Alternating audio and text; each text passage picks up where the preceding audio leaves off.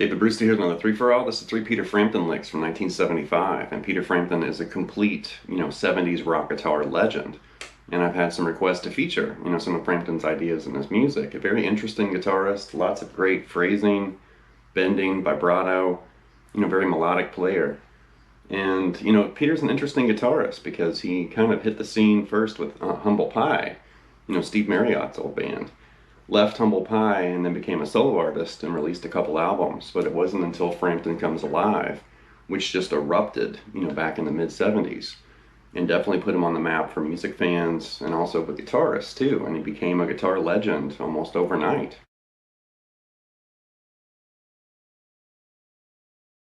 And for those of you that were around back then, you remember this, and you remember Frampton Comes Alive. It just blew up.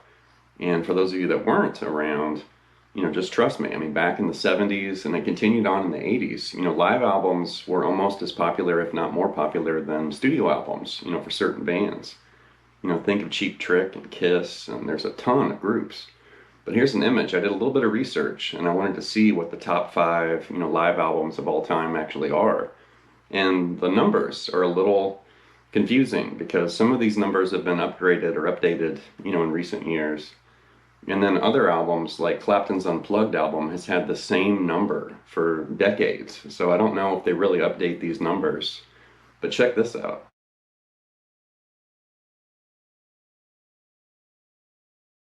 Peter Frampton is just hopelessly connected to the talk box, the 70s make your guitar talk kind of effect, with the tube that kind of runs into your mouth. And Frampton definitely, popularized that effect, but you can also hear it, from groups like Aerosmith and Bon Jovi, Motley Crue.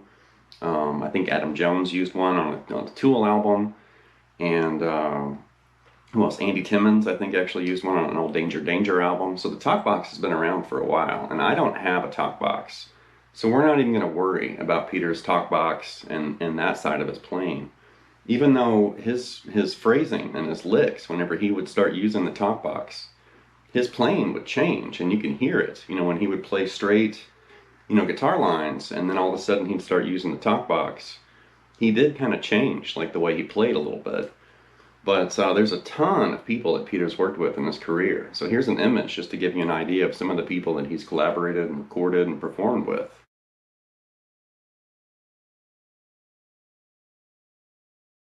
One interesting story about Peter was his 1954 Les Paul Custom, which is the famous guitar that's on the cover of Frampton Comes Alive, the guitar he used in his rise to popularity. I think he acquired it when he was still with Humble Pie, and then eventually, continued to use it when he became a solo artist. But that guitar was actually lost. There was a cargo shipment being sent by airplane, and that airplane crashed somewhere in these islands somewhere. And the guitar was missing or whatever, his equipment and everything came up missing. And 30 years later, he was reunited with that guitar. I guess somebody from the island where it crashed, eventually noticed it, like in a music store or in a pawn shop. And he kind of recognized it, like, hey, I think that's Peter Frampton's guitar. And then eventually the guitar made its way back to Peter, which is so cool. But check that story out. It's really inspiring. And one of those rare tales of a guitar, returning to its owner.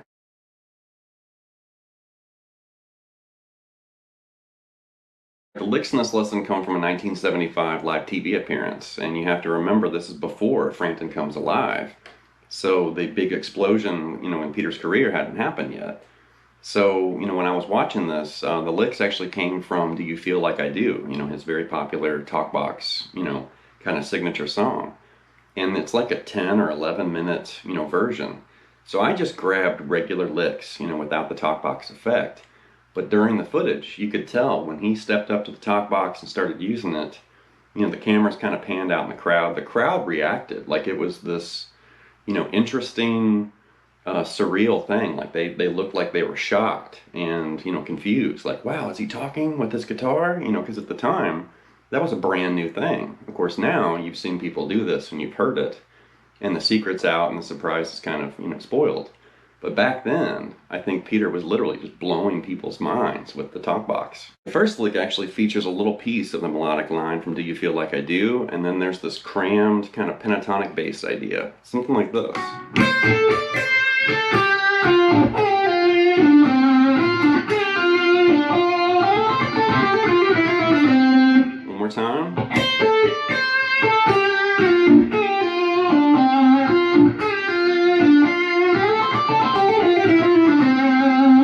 kind of flirting with D minor, kind of D7 and D minor. And it's basically D minor pentatonic right here. And then shift back. And I like that little slight bend in there.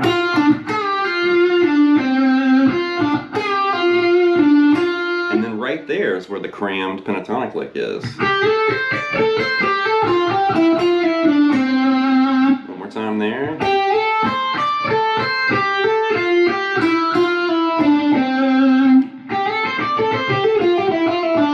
And I really like licks like that, where you're, traveling between different positions and it's crammed, but it has kind of a logical beginning and a logical ending too.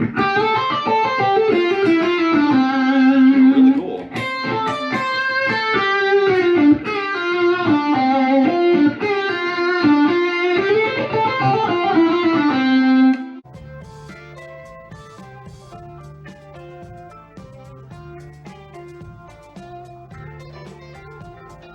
The next lick has some signature pentatonic phrasing from Frampton, and it's based around some pretty basic ideas, but it's the way he put it all together and phrased this idea that really makes it pop and kind of jump out. Something like this.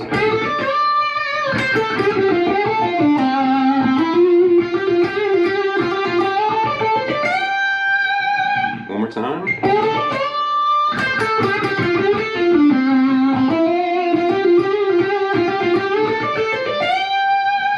So we're in D minor pentatonic right there in the box, and it starts with this really typical blues rock, bending phrase. And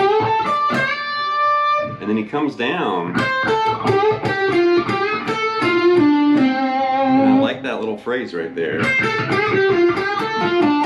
I like how he's bending that G to A, and then he does it again, and then grabs A to F right there. Cool phrase. And then grab the C, grab the ninth right there, which is that E note, and then go to F right there.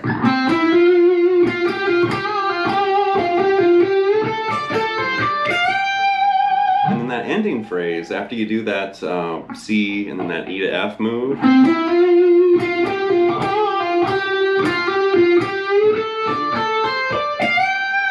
you're kind of playing with this F and G. And then you want to walk up and then grab this F and bend that to G.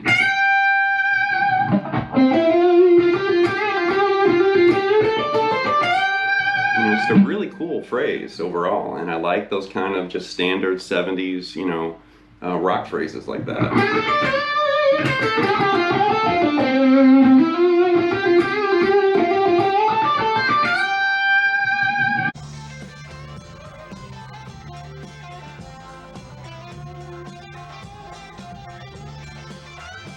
Next lick features some more of these kind of Frampton, signature moves, and it's really, really cool. Something like this.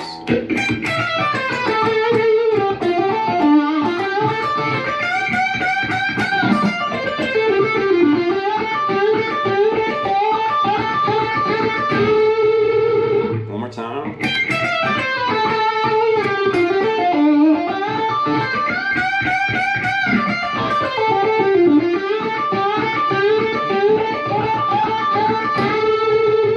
So we're basically still in D minor pentatonic, and we're going to start a little higher right here.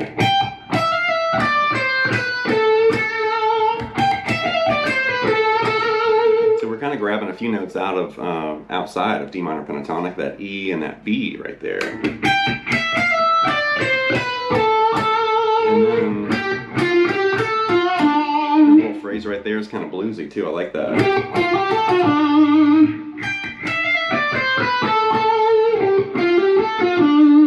That lick that we had in the previous lick, and then you're going to grab this F and bend that to G, and you want to repeat this 5 times and just do.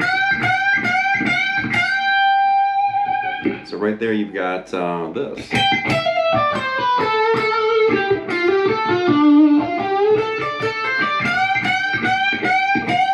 And then come down. It's just kind of straight D minor pentatonic right there. When you get back to that G note, then you're going to start doing this really typical bending lick, but you're going to do it 2 different ways, like this. basically start doing that double time. And then end with the unison bend right there, that G, you know, bend up to A. You know, cool phrase for sure.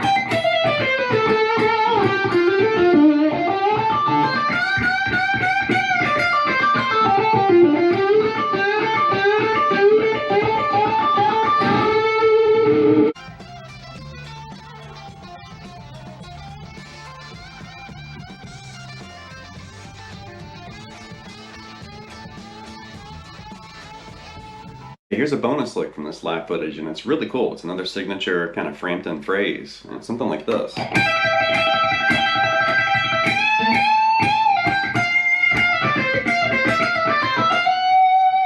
One more time.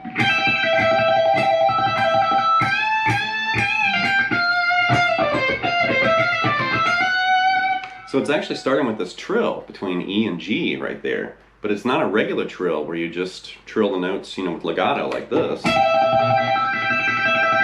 He's continuing to pick, so it's kind of giving it this rhythmic accent. And then you want to grab that G, bend that up to A, and then you're going to play around with that F and G right there. And then you have this little phrase. And I love the way it ends right there, so cool. Like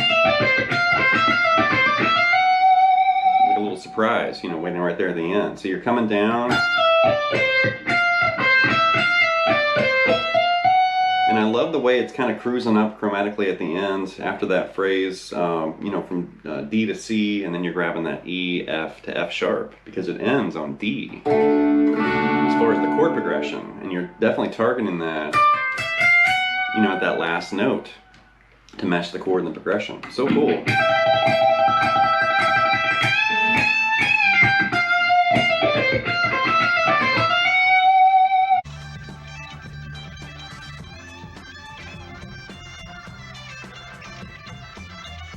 It's going to wrap this look at 3 Peter Frampton Licks from 1975, and you also have to remember the time period. You know, the mid-70s. Van Halen hadn't hit the scene yet, so he didn't really, you know, give rock guitar, you know, the facelift that it definitely, you know, received after Eddie hit the scene. But you had people like Peter Frampton. Of course, you had lots of respect for the old guard, you know, Clapton and Santana and some of those players. So it was just an interesting time because you had certain, you know, musicians that were already on the scene, and you had all this new blood that kind of popped out. And Peter Frampton really did kind of seemingly come out of nowhere, even though he did have a, you know, career with Humble Pie and a few solo albums, you know, before Frampton Comes Alive. But that album definitely put him on the map and changed, you know, the way people looked at the guitar. And I think, you know, fast forward a couple of years, you had Eddie Van Halen, and he definitely, you know, made everybody, you know, change the way they looked at the guitar. And you've had this, you know, historically with the guitar ever since, you know, Les Paul and Chuck Berry and some of the early pioneers. But it's really interesting to go back and notice, like, okay, what did he do? Or what did she do? Or what did he play, or what did she play? And you really kind of get your hands dirty with what they, you know, did, whether it's licks or chords or whatever. So anyway, leave some feedback and comments. Please subscribe to Late Night Lessons, and I'll be back before you know it with more content and material. Thank you.